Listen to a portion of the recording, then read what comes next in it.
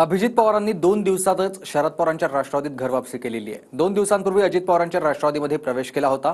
तर अभिजित पवार हे जितेंद्र आव्हाडांचे कट्टर समर्थक आहेत। अजित पवारांच्या राष्ट्रवादीमध्ये प्रवेश करण्यासाठी दबाव असल्याचं अभिजित पवार म्हणाले।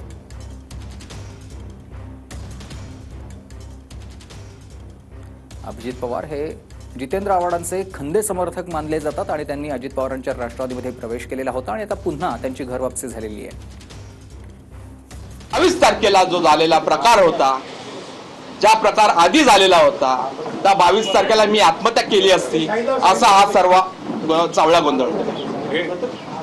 ज्या पद्धतीचं राजकारण या महाराष्ट्रात चालू आहे, ज्या पद्धतीने नजीमुल्लाने मला ब्लॅकमेल केले, त्या ब्लॅकमेलिंगला मी बळी पडणार नाही। माझी एवढी चूक झाली की मी साहेबांशी बोलायला पाहिजे होतं, पण मी एवढ्या डिप्रेसमध्ये होतो, त्यामुळे हा सगळा प्रकार झालेला।